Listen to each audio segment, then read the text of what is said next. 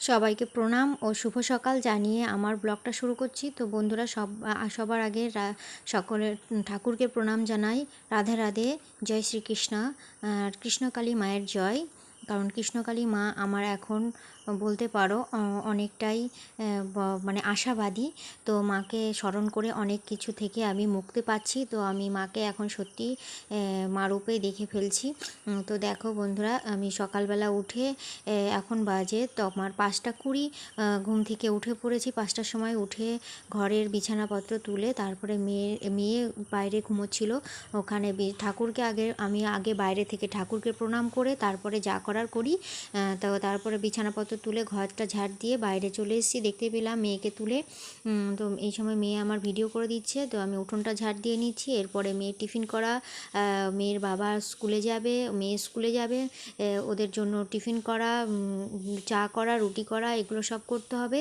তো সকালবেলা উঠেই কাজ থাকে মেয়েদের, সমস্ত মেয়েদেরই বাসি কাজকর্ম বলে এগুলো, কাজকর্ম থাকে। তো সেগুলো করে নিচ্ছি, দিয়ে গা কাপড় ধুয়ে ঠাকুরকে একটু জল মিষ্টি দেবো, তারপরে আমি রান্নার কাছে যাব। তো জল মিষ্টি দিয়ে ওটা দেখানো হয়নি, সকালবেলা এত হুটোপাটা থাকে তো ক্যামেরা ধরা সম্ভব হয় না। তো দেখো এই যে আমি রান্নাঘরে চলে এসেছি, রুটি করে নিলাম, চা করে নিলাম, দুধ জাল দিচ্ছি, ওদিকে মেয়ে ভাত হচ্ছে, এদিকে আমার কর্তামশাইকে রুটি দিয়ে চা দিয়ে দিচ্ছি। ও খেয়ে 6:30, এখন 6:20 বাজে।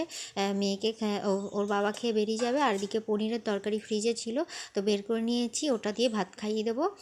আর আজকে টিফিনে সেরকম কিছু দিচ্ছি না, ডিম সিদ্ধ আর তোমার কেক। তো তারপরে দেখো আমি রান্না বান্না পুরোটাই সেরে নিয়েছি। মাছের ঝোল করেছি, ভাত করেছি, ডাল আর কিছুই করিনি, আর পাঁপড় ভাজা।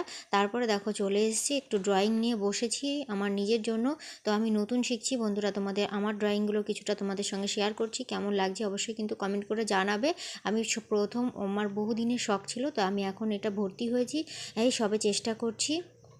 তো দেখো যেটুকু পারি সেটুকুই তোমাদের সঙ্গেও শেয়ার করছি। তো দেখি, মানে এটা মন থেকে একটু ভালো লাগা বলতে পারো। তো দেখো এই যে এইগুলো সবটাই আমি কিন্তু নিজে থেকেই করেছি। দেখো এটাতে রং ভরেছি আর ওগুলোতে রং ভরা হয়নি। তো কেমন লাগছে অবশ্যই কিন্তু কমেন্ট করে জানাবে। সবটাই বলতে পারো ঠাকুরের আশীর্বাদ। আর আমার ইচ্ছা তো অবশ্যই আছে, ঠাকুর যদি সেটা না চায়, ভগবান যদি না চায়, তো দূর থেকেও মাকে স্মরণ করা যায়। তো আমি কৃষ্ণকালী মাকে কোনো দিনও দেখিনি, তো আমি ভিডিওর মাধ্যমে দেখে মাকে স্মরণ করে অনেক কিছু থেকে আমি মানে স্বস্তি পাচ্ছি বলতে পারো। তাই জন্য আমি এখন কৃষ্ণকালী মায়ের নামেই বেশিরভাগটা চলছি। আর আমার সব ঠাকুরের মধ্যেই, সব ঠাকুরকে ডাকলে ঘরের ঠাকুরের মধ্যে আমি মাকে যেন চোখের মধ্যে দেখতে পাই। তো দেখো এই যে আমার আর্টগুলো কেমন হচ্ছে বন্ধুরা অবশ্যই কিন্তু কমেন্ট করে জানাবে। এটা আমি আগের দিন ক্লাসে করেছি, আর এটা বাড়িতে বসে, আগেরটা ওই ময়ূরের, ওটা বাড়িতে বসে নিজে থেকেই, এটা কিন্তু আমি ডিজাইন জানি না, মন থেকে যেরকম আসে সেটাই আমি কিন্তু তুলে ধরার চেষ্টা করি। তো দেখো এটা বলতে পারো আমার খুব একটা শখের জিনিস, খুব ইচ্ছার জিনিস। তারপরে দেখো এটাতে আমি একটা কাগজে এঁকে নিয়েছি, তারপরে দেখো রং ভরা হয়নি, তো ভাবলাম যে তোমাদের সঙ্গে শেয়ার করছি, তো এটাও একটু শেয়ার করি। তো এই রং করতে করতে আবার ক্যামেরা স্টার্ট করে দিলাম। এই যে রং এই সবে শুরু করেছিলাম। তো এটাতে আমি এটা এঁকে নিয়েছি প্রথমে, তারপরে দেখো আমি এখন রং ভরছি। তো সব ভগবান যদি চায় তো সব কিছুই হয়, আর নিজের তো চেষ্টা থাকতেই হবে অবশ্যই। তো এই যে এখন যেরকম চলছে ভিডিওতে দেখতে পাচ্ছি মঙ্গলা মাকে নিয়ে, মঙ্গলা মাও কিন্তু অবশ্যই মন থেকেই মানে কৃষ্ণকালী মাকে মানে দেখতে পেত। উনি এতটাই মনের উপরে হয়ে গেছিলো বলতে পারো, যে উনি সবটাই মনে হচ্ছে যেন মাকে সব সময় দেখছে ছেলে সন্তান রূপে, সেরকম ব্যাপার, বা নিজের মধ্যে মানে দেখে ফেলছে এরকম ব্যাপার। তো আমরা সেরকম জায়গায় এখনও পৌঁছোইনি। আমরা মাকে বিশ্বাস করি, সমস্ত ঠাকুরকে বিশ্বাস করি, কোনো ঠাকুর বাদ নেই। আর আর কি বলবো বন্ধুরা, তো দেখো সত্যি কি মা আছে, কৃষ্ণকালী মা আজ কি আছে সত্যি? হ্যাঁ, বলতে গেলে আমি বিশ্বাস করি, এটুকু আমি বিশ্বাস করে ফেলেছি। তোমরাও যদি পারো তো বিশ্বাস করতে পারো। আমি কৃষ্ণকালী মায়ের নাম নিয়ে আমি যেটাই করি সেটাই দেখছি এখন মা সফল করে দিচ্ছে এখন বলতে পারো।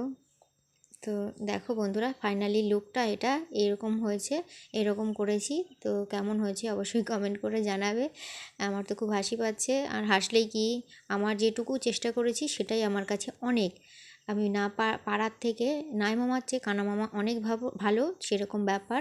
তারপরে দেখো দুপুরবেলা সকালে ঠাকুর দেখে তোমাদের দর্শন করে ব্লগটা শুরু করেছি। এখন ঠাকুর দেখিয়ে ব্লগটা শেষ করব। তো বন্ধুরা, দুপুরবেলায় ঠাকুরকে তো সব কাজ হয়ে গেছিলো, তারপরে ঠাকুরের স্নান করে ঠাকুরকে স্নান করিয়েছি, গোপুসোনাকে স্নান করিয়ে আজকে পুজো দিয়ে নিলাম। পুজো দিয়ে তো বন্ধুরা, আজকের ভিডিওটা আমি এখানেই সমাপ্ত করব।